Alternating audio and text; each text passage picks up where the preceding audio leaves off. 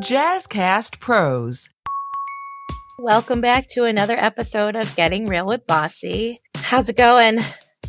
You know, I feel bad saying this, but I love my 40s. And I feel bad because I think that every version of me before the 40s sucked and didn't even know it. Mm-hmm. Agreed. And I feel like people in their 20s and 30s are going to hear this and be like, oh, you have no idea what I'm talking about. Like you were there for part of it. I had so much fun. Mm-hmm. I don't regret any. I regret not saving some money. I don't regret anything I did leading up until this moment. Mm-hmm. But there's so much internally that we carry.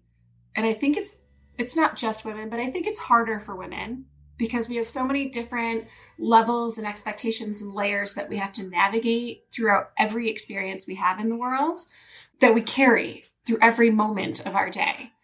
And in my 40s, and maybe it's not everybody, but in my 40s, I was like, I don't care. No. This is amazing. There are some things that still sit, but I'm better at pushing them aside and being like, you know what? It's okay that my pants don't fit. Mm-hmm. You know what? It's okay that I'm not wearing makeup. Like I never left the house without makeup on until the pandemic. So it was kind of a, 40s and pandemic thing. But I grew up that you always had to look your best. Nope. And I'm like, why do I have to look my best? I just need to go to work. Yeah, the 40s have been great. I am 2 years from 50, so I'm looking forward to that because I think it's only going to get better. And I want to touch on what you just said about it being tough for women. You hear about midlife and you think just in general society, women, it's like horrific. And men get a crisis where they get to buy, I don't know, Lamborghinis. Is that, I don't know. You talk about menopause for women. Mm-hmm, right. It's like, oh, you're a hormonal hot flashing mess. Exactly. And men get to have this like reinvention they get of affairs themselves. And Lamborghinis and they run off to private islands and we're like, oh, but we get hot flashes. Mm-hmm. Like that's our midlife is menopause. I actually saw a meme recently that said, that being a mom is harder than being a dad because you've never heard of a woman that had a second family. Good point. This doesn't happen. Doesn't happen. You're like, no, because I don't want that shit. Mm-hmm. Yeah. And then part of it, I get pissed because the COVID, I leaned into my 40s. I was like, this is amazing. I love the way I feel. And I had that also when I turned 30, but it was like so much bigger when I turned 40. And then the pandemic hit and I lost 3 years of my 40s. And I'm like, but these are the best years. I want them back. I feel like, but I hear that 50s is even better. So. Well, we're going to learn that today from our guest, Alison Jacobson, the Midlife Maverick. I just love that name so much. So many people hear Maverick and think this really masculine thing. And she's like, oh, no. I am the Midlife Maverick. And I'm going to tell you why it's amazing to be a woman entrepreneur, a woman, whatever, in your midlife times. I'm hoping I can keep this with me every day because there are times when I'm like, oh, if I was only younger, I could have done this. And I don't want to think that anymore because women are doing cool shit as they continue to age. Yeah. And being young has nothing to do with it. I think it's energy. You have less money when you're young. Right. And you're all over the place. You don't necessarily know what you want. You're still filtering out the world and all of the stuff that's coming at you. Whereas once you get into your 40s, 50s, and 60s, you've already filtered it. You know what you don't want to put up with. You're over it. You're like, no, you're not in my life anymore. You can be in my life, but sometimes. Exactly. So yeah, Allison talks about amazing things. Her adversity. Oh my gosh. Talk about somebody who really went through it and came out in this light. I feel like everybody that we talk to really has that moment where they're like, and this is when I was at my lowest, and we're like, oh my God, but hers is, oh my God.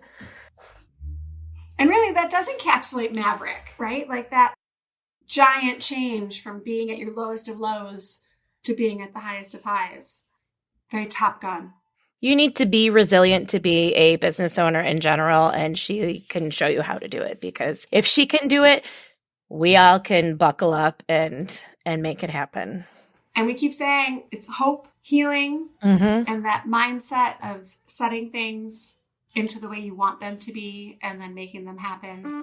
Manifesting the shit out of this year, Kelly.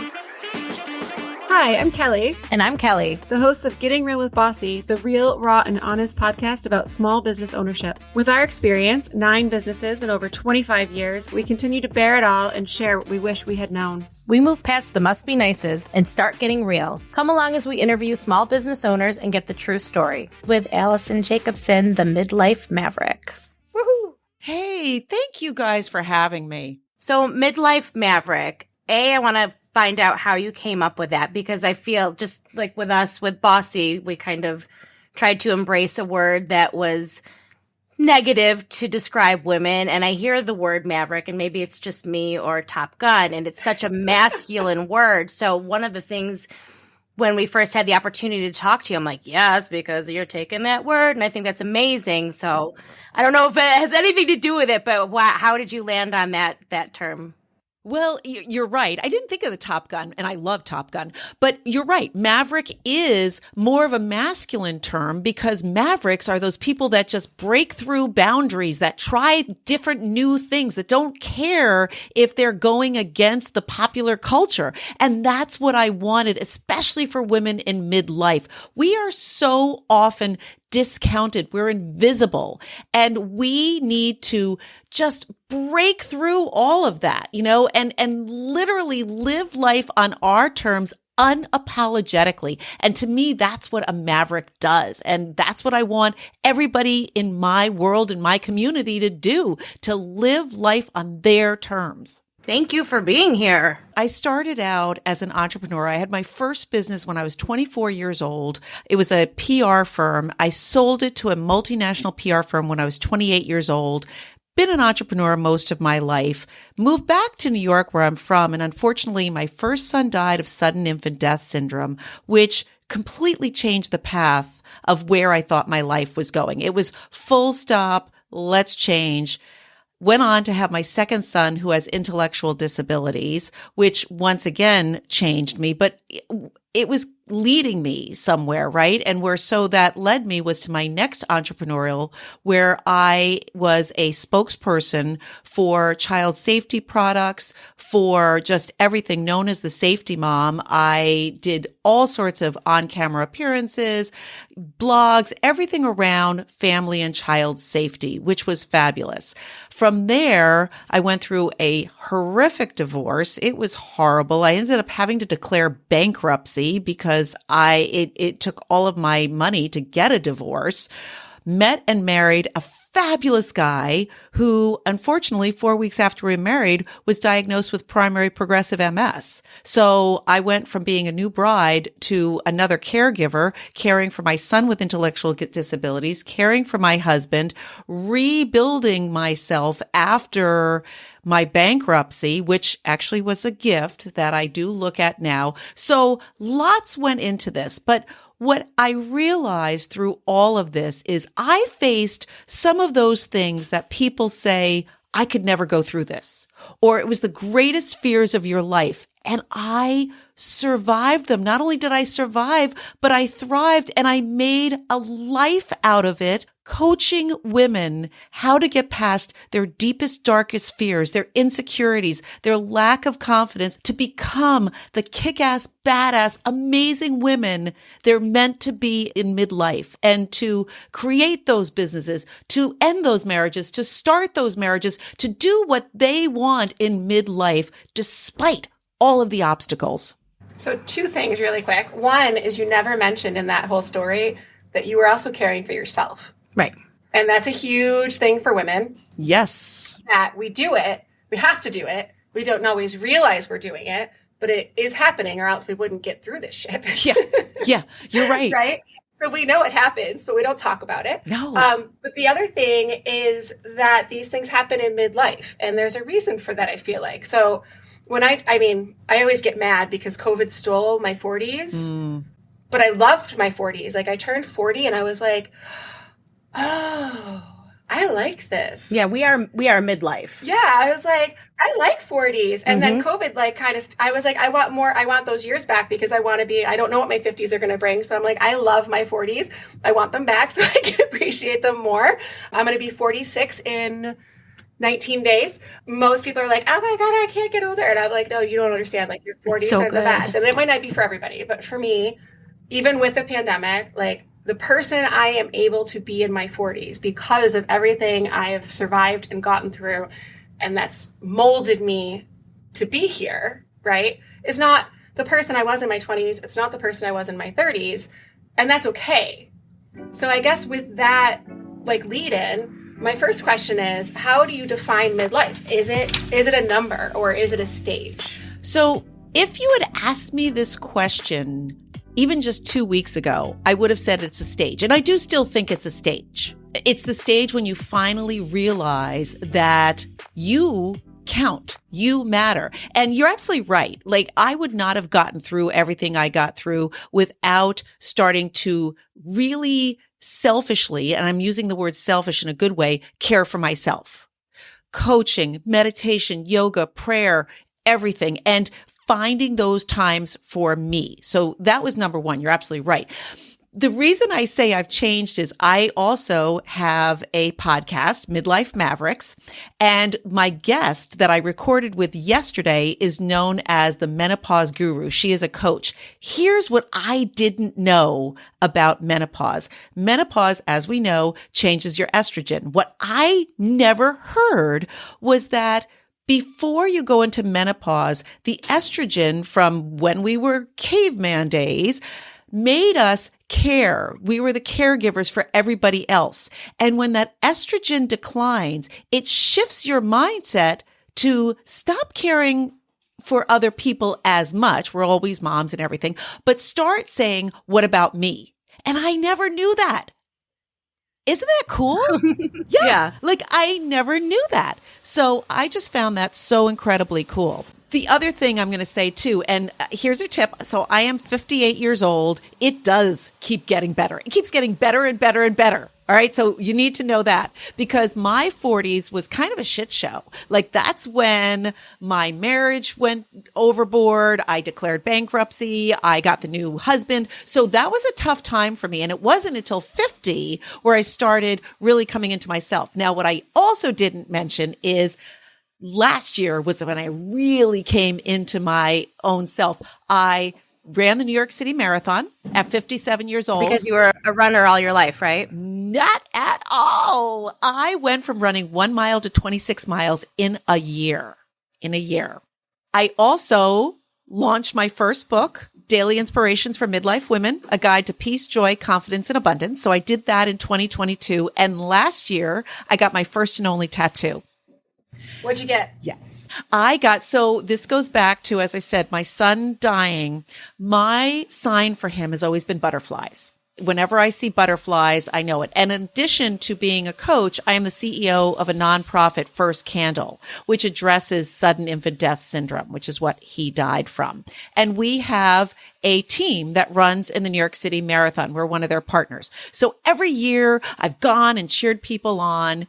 And I said at 2021, this is awesome. When I'm 60, I'm going to do that. And I said, that's a load of crap. That is an excuse. I'm putting it off. I'm going to do it next year because it was Connor's 25th anniversary.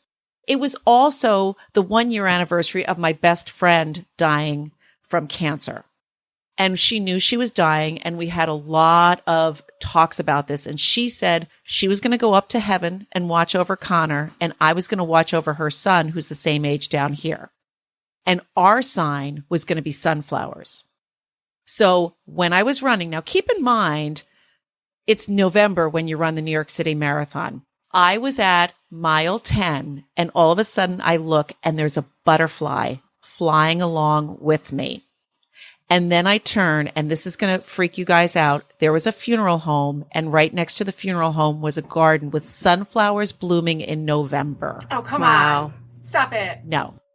So my tattoo is a butterfly sitting on a sunflower, of course. And I got it on the anniversary she died.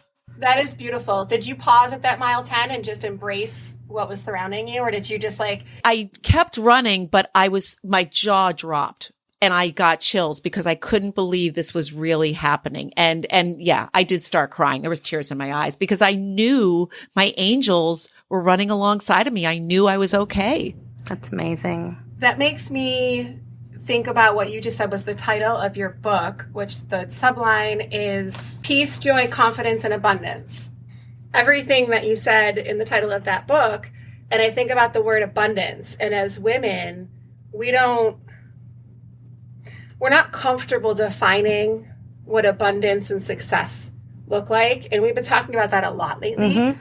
Everything you've been through, like you've had various levels of what other people might define as success and abundance and what that looks like to the world. But I don't think that we qualify or quantify even what that looks like for us, because what the world sees or what other people see as abundance and success might not line up with what makes us feel like we have that. But that story right there, like that makes me think about success and abundance, but it has nothing to do with financials. Right. Well, and it's funny you say that because with my coaching clients, there's two things that I talk about. One is, everybody knows what makes them upset. Everybody knows what they need to work on. But when you stop and say, how do you define happiness? Man, that stops people in their tracks.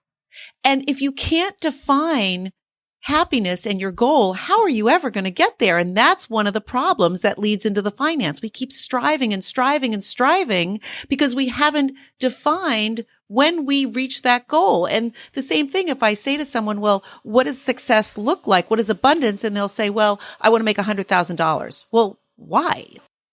$100,000 doesn't mean anything. It's literally either electronic wires going through the air now or that piece of paper. Does it buy you peace? Does it buy you joy? I remember when I went through my bankruptcy and my life was so chaotic, all I wanted was peace. And peace to me meant enough to pay my bills and make sure my kids were okay. That's all I needed. And so I reached that level. And then I could work on the next level. What does that look like? Well, now that my husband has primary progressive MS, it means having enough money to know that I'm going to be able to care for him, that I'm going to be able to get an aid, that I'm going to be able to build that beach house that is handicap accessible. So now I have that next goal, but it's not a dollar figure. It is the abundance to have peace in my life. Right. For women too, it's hard for us to define those things because there's so much coming in from society and our families, and this is what success is. And you've gotten there because of going through some pretty horrific life events.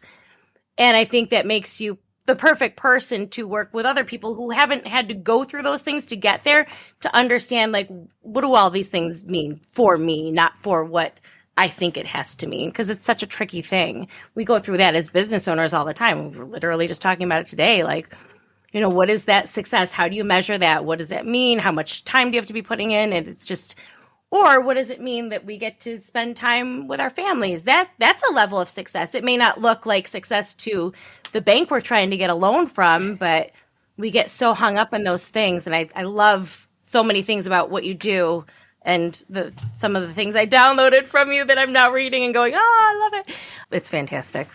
Well, and I think, that's one of the things I always say too. Success is very subjective. I mean, I have coaches in my own life that I work with who are great, but they're at a different life stage than me. They're single. They don't have kids. They're 30 years younger. And so they may be reaching a goal way before I am, but it's okay because my life looks different. And, especially I've been in a lot of masterminds with younger women and they have this frustration because they have toddlers or they have 7-year-olds. And I'm like, it's okay. That's your life stage right now. And success looks different than where I am right now, where my kids are off in college. And it's just a different time and it's okay. Can we talk about, I want to get into some of the work that you do, this life-changing thing for me, this 5 steps to release fear and live boldly. I don't know if I can get close enough where you can actually see that, but it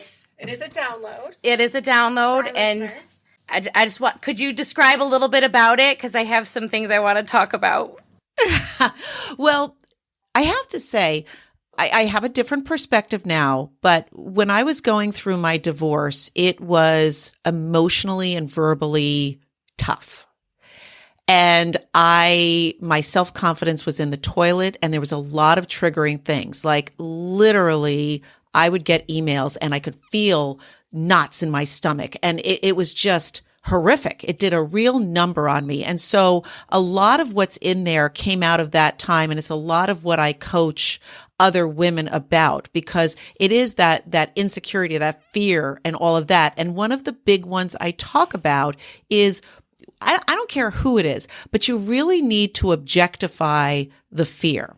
And so, especially when you're going through a divorce or something, you need to stop discussing your soon-to-be ex-partner by his or her name, because that's no longer the person, and that person elicits a lot of emotions. And so, like I said, what is one thing that you really dislike or whatever? So I had a client, she was a kindergarten teacher, and she, really, really hated Oscar the Grouch. So she started calling her ex-husband or soon-to-be ex-husband Oscar. She changed the name of him in her phone to Oscar. And so she objectified him. He was no longer that other name. He was Oscar. And so she no longer had those feelings of fear. She almost had humor about it, but it disassociated her. And so that's one of the things I always talk about. The other is unraveling that fear. Like you said, I've been through hell and back in a lot of ways, but I survived. And what you need to do is start playing out, if that worst thing happened, what next? What next? What next? What would you do? Because we get so hung up in our head of that gerbil, just, that middle of that night, fear. The that what you ifs. can't, right, the what ifs. And so when you start having a plan for those what ifs, you realize you can get through anything. You can get through anything, but you have to unravel that fear. I call myself an optimistic pessimist because my entire life plan is expect the worst and hope for the best. Yep. So I have to know what the worst case scenario, I talked to my financial advisor and I'm like, okay, the markets crash. We have an apocalypse. I need to live off the land. And he's like, oh my God. Okay. So we're going to call that plan, Right. That's plan L. Not likely, but I have to know what the worst case scenario is and then work from there. And then I hope for the best case. Okay, this is my goal. This is my aim. This is what I'm working for. This is what my hope is. And all my work's going in. But then I just have to know what that is so that it doesn't cripple me. Right. I mean, so many women, especially women go through divorce, think they're going to be homeless on the street. Man, that's a big, genuine fear. And it doesn't happen. But that is the image we have. And so we have to start unraveling. Okay, if I get a divorce and I don't have the money, what am I going to do? Well, I'm going to get a job. Well, I don't have any skills anymore. What am I going to do? Well, you're going to take a course. Okay, if I take a course, where am I going to get the money to take a course? Well, you're going to get a loan. You're going to borrow. So you keep working through that to realize there are those steps you can take. Right. I think it's the same for business too, right? Business, especially closing a business is a lot like a divorce because your passion and your love and your energy all got poured into it. And that's actually something else we've talked about a lot over the past year is separating that and being like, okay, well, this is my passion and my love. Is it worth continuing and fixing, or has it ran its course and this relationship needs to end? Right. Because sometimes it does. And that's okay. Not all divorces are horrific. Not all closings of businesses is because you failed. It's just, it's time. Right. And unfortunately, like you said, we have so many of those stories from our past, from our parents who are, you stick it out. Well, no, you don't necessarily stick it out. If it's a bad business situation or a bad relationship situation, no, you don't stick it out. On the other hand, if you have fear of not being good enough and you're making decisions and you're procrastinating because you're afraid of taking that next step, maybe taking out a loan to expand your business because afraid of failing or not being good enough, you got to look at that too. And that goes back to financials too, right? The biggest failure is bankruptcy. Yep. Right. But it's so not. when it comes down to it, it's okay, well, if that does happen, Right. That's your worst case. Okay. Right. Well, how do you handle that if that happens to be your worst case? Well, and like I said earlier, it was actually the biggest blessing in disguise because I had grown up with a family who was, I mean, my financials were great. My credit history was great. That, that was something I prided myself on. And unfortunately, I took my eye off the ball. I was the primary breadwinner in my household. I was making high six figures. I was raising the kids. I was dealing with the grief, and I let my ex-husband manage the finances, and I took my eye off the ball. And it was a big mistake. And that's what started leading down the way. And so when I ended up having, and P.S., even if a judge says you have to split debt 50-50, if the debt is all in your name, the credit card company doesn't care what that judge said. It's in your name. So that was the situation I was in. And so when I had to declare bankruptcy, it was humiliating. I remember leaving that courtroom, pulling over to the side of the road and just sobbing because it was so humiliating, so embarrassing. But it taught me, okay, big girl pants on. You're never not going to look at your income again. You're never not going to go to the grocery store and just hope and pray your debit card goes through, or hope and pray you've still got enough money on your credit card. You're going to deal with things. You're not going to have surprises anymore. And you're going to live by what you make. And so for 4 years, I didn't have a credit card, but everybody's so worried. Oh, what are you going to do? Have to get a car? I got a car. I was able to get a car. So there are things, but man, what you learn about not being in denial, not having those stories of I'm not good with money. Yeah, you're good with money. It is just that you were taught that somebody else can handle the money. And so as soon as you start looking at it, now to me, it's a game. It's like I look at it constantly because it's a game, and I enjoy looking at it because now I'm saving and now I'm investing and now I'm making the money. But if I could do it, anybody could do it. You were defined, one of your definitions of success was a financial goal, I don't know what the word I'm looking for here is, and then you lost that, right? So you know what it is to lose something that defines you as a human being and then be able to rebuild that. Yeah. I mean, going back to what you said about here's the worst case scenario. The problem is somewhere in the back of your head is still that worst case scenario. Here's what we have to understand about law of attraction and manifestation. It is not just woo-woo. It is actually science-based. There is something in your brain called the RAD. It's the reticular activating system. And basically what that is what your thoughts are is what you're going to see more of. Because think about it. When we were little kids, we had to really focus on walking. We had to focus on all that stuff. Now we just do it subconsciously. We don't even think about walking. But whatever is in your brain is what you are going to be focused on most. So if you are focused on my car is breaking down, my house is breaking down, whatever it is, you're going to see more of broken down cars and all of that.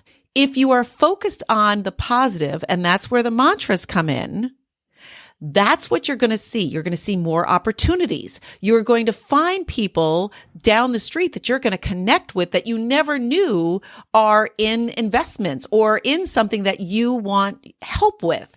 And so as soon as you start having those mantras of I am, not in the future, I am successful. I am a powerful business owner. I help women. I am an amazing podcast host. That is bringing it into your reality. That is going to start bringing more and more of the things you want into your life. My mantra right now is, I am a powerful coach who helps women. I love it. Yep. And that's very true. Another thing you talk about, which I think is so important, finding your village, finding your people, leaning on them. And it's so important to do that, but I feel like it's so important to also recognize some of your village is not the right people, even if they're people who are really close to you or people you've been around for so long. And like, how can we help people, or how maybe it's something you do? How do you help people acknowledge who are the right people and acknowledge that the wrong ones are really actually quite harmful? again, going back to being women, we are so attuned to being that caring person, that emotional person. And I think that we do hang on to relationships longer than we should, especially those that are not helpful, those frenemies. I mean, unfortunately, mean girl syndrome still goes on, and we see it online. At any age. Yeah. People in my life who are quite a bit older, like it's still there. Well, it's true. And, that goes back to the success, the mindset of success, where we may be holding ourselves back as business owners because we're afraid those people in our life will be jealous or resentful if we're making more money than them or we're more successful. So I know that happened to me very frequently where I was working, I was doing podcasts, whatever. And people would be like, well, you can't come out to lunch with us? Why can't you do that? Or, oh, well, I'm always broke. You've got those people that are constantly in that lack mindset, and you have to put up those barriers around them and gently get them out of your life. Now, with friends, it's a little easier. When it's family, it's not so easy, but you can choose not to share information about your business or not to share things. You have those safe topics that you can speak to with those people, but you've got to surround yourself. I have a Facebook group, Midlife Mavericks, specifically for that, for women who need support in their life that they may not be getting in real life. And I'm sure you guys have the same situation. There are people that you just have to let go because they're from your past. They share that chaos, that lack time, and you've got to have that village of people who inspire you, who motivate you, who support you, and have then that vulnerability and that safety area to ask for that help where they will help you. Right. And realizing that sometimes those people are there for a certain part of your life and maybe not another one, and being able to kind of relocate part of your village for a little while. Yeah. Maybe they're not there at the right time. People find that a lot when they're going through a divorce. The people they thought were going to be there for them are gone, and people they least expected stepped into their life. And that's because it's a stage. And again, in midlife, I just made I really made my close knit circle really tight because that's the beauty of midlife too. I don't have time for drama. The drama I see my daughters going through in their 20s, oh my God, it's exhausting. So I was just telling my daughter the other day, she's 14. I was like, I just need you to only have one friend that draws negativity. Mm-hmm. You have lots of friends. And if we could just stick to one or less, that's not a positive influence. You can't have all your friends pulling that drama. You're always going to have somebody that's dramatic in your life and fine, and you care about that person. But let's just stick it to one negative person in your circle. Make sure everybody else is lifting you up and making you feel better. Yes. And it's definitely hard when it's your family that's not necessarily supportive of you. I mean, I love my husband, but he is definitely more of a half empty glass kind of guy. And I'll never forget when I decided to run the New York City Marathon, I came home and I'm like, I'm going to run the New York City Marathon. He's like, oh, I don't know, honey. That's a lot. I'm like, game on, sucker. Yeah. Challenge accepted. Yeah, exactly. And so, of course I love him, but when I'm taking on if I'm starting a new program through my coaching, I don't talk to him about it till it's done. I didn't talk to him about my book till it was done because I can't allow those feelings of doubt to creep in. Right. I'm listening to you talk about midlife. We're talking about our 40s and being excited to be getting into our 50s. And it is empowering. Mm-hmm. It is a maverick move to change and release everything that's not benefiting you as a human being. And it does take us so long to get to the point where we're confident enough to do that. Right.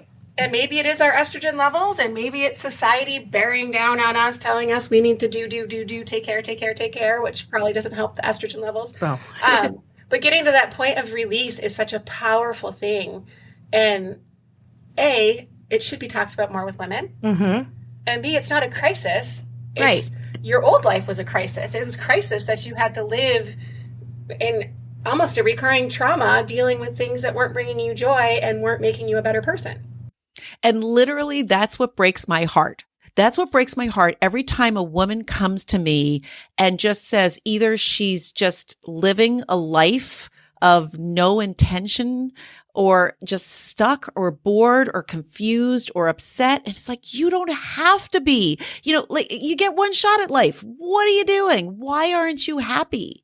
And so that is why, literally, if I could just work with every woman out there, and that's why I do have free resources. I try to make everything at a different level. I do one-on-one coaching, absolutely. But it's like, just live your life. And I'm fine. I feel like that just popped in my head while you were talking. Mm-hmm. Like women might not say that they're upset. They might not say they're unhappy. They may not say that they're displeased, but they'll say, I'm fine. Right. You are really just defining the word midlife. I feel like right. I know. But, people are so scared of it. They're so uncomfortable. You're supposed to be here and you're not here. And that's how could I start a new career at 48, which is my age. But you are saying it's possible that midlife is a time for change. So embrace the change and change the things that aren't working in your life. And I want everybody to hear this. Everybody needs to hear this message. Yes. And the reality is the majority of female entrepreneurs have started their businesses after 45 years old. Really? Yep. All right. We're doing okay. Yep. Well, because I think... No, because we're not supposed to compare. No, it's true. Go back. Yeah. I'm cutting that, Kelly. No, we're doing fine because we are at where we're at. Yes. But I think, it is the perfect age to start a business because you've had the life experience of recognizing the bullshit, recognizing the misogyny, recognizing all of the life experience you have. And yeah, you can have millennials that roll their eyes and say, well, you don't know this. You can learn it. You can take a class. There is nothing you can't learn. But what you can't learn is the empathy, the connections, the wiseness we have as midlife women. That is invaluable. And that's abundance. Yes. I think that goes back to that abundance word. Mm-hmm. That's something you can't just find. Right. I know. I feel so empowered. I do too. But that's what I love about you guys. Like you said, get real with bossy. You're right. It is a masculine word. It is that boss, but you are the boss of yourself finally. Mm-hmm. That's what it's about. And I think, again, like I said before, selfish gets a bad rap as a word. Right. There is nothing wrong with being selfish. You're thinking of yourself. You're considering yourself. Good God, if you didn't, it would be that old analogy of put your own oxygen mask on first, right? Right. Mama goes down, the whole family goes down. Yeah, being selfish is incredibly healthy. And if you are not on some level selfish, you really can't do for others. Right. And what I hate are all of those cliches of self-care of get a manicure, read a book. That's not self-care. That's momentary that all of us deserve. Self-care is taking a sabbatical. Self-care is going on a vacation for 3 days by yourself. Self-care is hiring a coach. Self-care is those big things that you do. Self-care is getting a tattoo because I've never had a tattoo in my life. Right. And I said it's time. I'm so glad you say that too. We talk about this a lot in our groups and just in general about self-care and you just need to get a pedicure. I'm like, that's not, A, it's not enough time, and B, my phone's going to go off, or C, there's always something. And scheduling those little things is almost more stressful than I'm going to be gone for 3 days because I'm going to, we're going to take off and go on a little staycation or go away for a couple of days. Honestly, and I think that, for me anyways, self-care are the things that I'm doing to take control of my life. They're not moments where I'm getting my nails done or going to lunch with my girlfriends, because those are things I want to do, so I'm going to do them anyways. Right. Because I'm selfish. When my friend Barb died, as I said, she knew she was dying for a year and she really wanted me there, and I was there and the adrenaline was going. And I knew once she passed, I was going to have to really process a lot. And so I rented a house. I love the beach. I'm a beach girl. I rented a house on the beach in Rhode Island in December. This was a beach town. It was empty, absolutely empty. It was absolutely dreamy. I did not answer my phone. I told my family, unless there's jail or a hospital involved, I don't want to hear from you. I tuned out everything and I just journaled and walked on the beach and thought. And it was so luxurious, so necessary. I can't tell you how many women are like, that's me. I want to do that. And I really want to take that type of retreat because it's just getting away. Mm-hmm. Maybe that can be something in your future. You set up a retreat and we can all come with you and you can show us how it's done.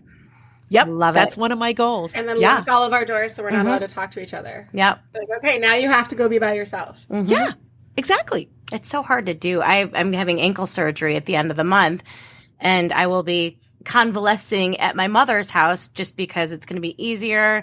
My father was in a wheelchair at the end of his life, so it's very accessible. So it's the right place to be. But the internet's terrible out there. She lives on the lake and it's horrible. And I'm like, oh, this is going to be horrible or amazing. Like, I don't want to tell anybody. I'm like, oh, you're not going to be able to get a hold of me unless you call me. Like, I might be able to get that. But like, doing Zooms and I'm going to send you memes. I don't care if you get them. Send me memes all the time. It's just I'm looking forward to it, and it's so silly that it takes something like that for me to just really unplug, and that will be some level of self-care for me because we talked about this with Amani in our last interview that sometimes you have to force it in your body. When you're not letting yourself get it, your body's going to show up and be like, no, you have to. You have to shut down now. The digital detox is real and you do need to shut down. And, that's another thing I talk about when one of the excuses of I don't have time to start a business, yeah, you do. If you think about all of the time you're scrolling on your phone, if you think about the time you're sitting watching Netflix, take half of that, and I guarantee you've just found 10 hours in your week. Yeah. That's very true. I just started doing that like in the mornings. It used to be the time where I would just go through the internet, go through social media and just like watch a show or two on Netflix. In the last couple of weeks, I'm like, or just do that for a half an hour and maybe, watch the news or listen to a podcast or something. And I just get going a little bit earlier. And it's really changed so much for me at work too, because you just get caught up in it. And all of a sudden I'm like, how has it been like 3 hours? Like, why is Netflix already asking me if I'm still watching? That's embarrassing. But you get caught up in it and it becomes this release because, you don't have to think and work is stressful and I want to avoid it, but just kind of tackling the day. Right.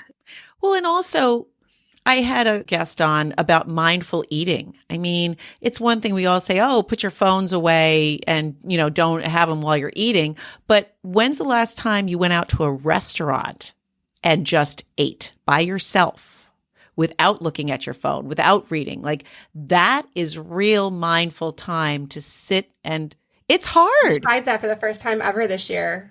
And I think it wasn't even on purpose. Like I just was hungry and I had time and I actually went to a restaurant instead of, running through a coffee shop, and tried really hard to not go on my phone because I'm always looking around and everybody's and it bothers me. And I'm like, okay, we can do this. Yep. And then I just felt like a stalker. I was like, I don't know where to look. I don't know what to do with my hands. Right. Yeah. It's a strange feeling, but getting into that feeling is awesome. Yeah. I remember there's this hotel in Albany that I used to stay at when I had to go to Albany a lot. And the reception there is terrible. And I was like, I have to eat by myself. And I was like, I'm just going to sit and look around. And for us in the restaurant world too, like to be able to do that, and you get so many ideas of what you want to do or what you don't want to do, or wow, look at how they're handling that situation. That I want to bring that back to my staff. You can learn so much more when you're just observant. 100%. Damn these phones. 100%. I hate them. I do. So Allison, tell us how people can hire you. So you can go to allison-jacobson.com. I have what's called a 90-minute reboot. So it's one-on-one, but it's only a 90-minute session, which just really gets to the heart of what's going on. And we can do like a really quick little fix on getting you where you want to go. Or you can hire me for a VIP package, which is 6 sessions over the course of 6 months, where we really start uncovering some of those stories, those limiting beliefs that you've had for so long, so that we can put an action plan in place to get you where you want to go and define first where you want to go. Also, as I said, I've got tons of free resources on my site. You can find them under the freebies. I've got, for your guests, the link where you can go to download that you were talking about, as well as on Amazon, my book, Daily Inspirations for Midlife Women.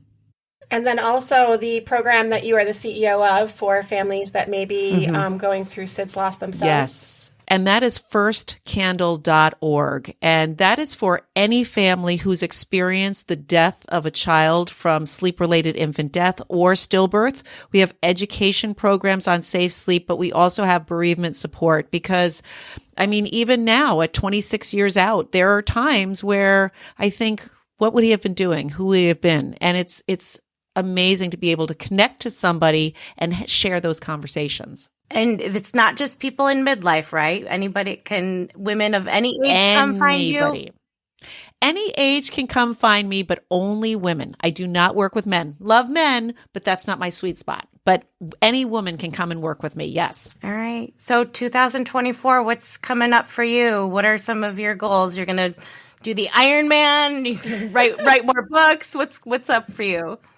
I was just on a team call and somebody asked me that. And I said, I'm not sure what the adventure is yet, but it's going to be another adventure. So, I'm not sure when this is airing, but we're talking right now in January. I'm going on a cruise with my husband at the end of January, and I think I'm going to do zip lining. I've never zip lined before, so I think it's going to be zip lining. But I love finding those new experiences, new adventures that kind of get my heart racing. Excellent. Oh, well, thank you so much for being with us today.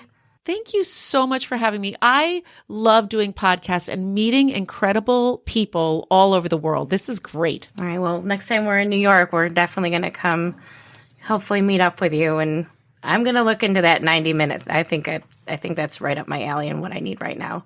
Maybe I'll do that when I'm convalescing. Absolutely. I'd love to do that. Bye now. I'm so proud to be in my midlife. I know. She makes me feel like it's all okay. And now I'm even more excited to be 50. I know. Whew. So close. So close. I'm ready for it.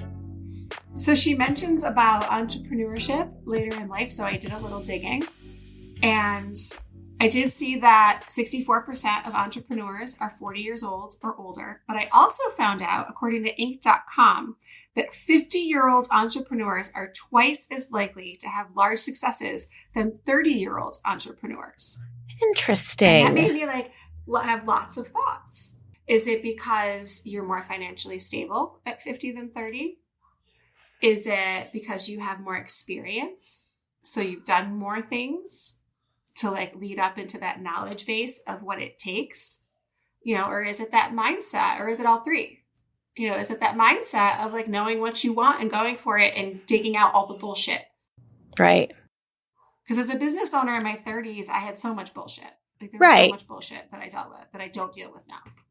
I think when you're younger, if something's just not working out, instead of sticking with it and really understanding that some of those setbacks can just be part of your story, you're young. I can do something else. And maybe that has something to do with it. When we're a little bit older, we're like, no, we're going to figure this out. This was a good idea. I just had a little setback. I made a mistake. What can I learn? How can I keep this part of my story? And I love the manifestations. We keep talking about it. And I think there's science behind it. And, my one daughter says that it makes her feel bad because it just reminds her that something she doesn't think is true. But I think it's important for us to understand that the reason we're doing these things and saying these things is because we know secretly somewhere that it is true and we need to be reminded of it. So I am powerful. I am able. I am capable. I am strong. We know these things internally, but then we forget that. Right. We're Mavericks. We're Mavericks. You can reach out to us at bossyrock.com, ROC. Follow us on any social media. You can get to us then too. Same BOSSYROC. Be bold. Be brave. Be the boss.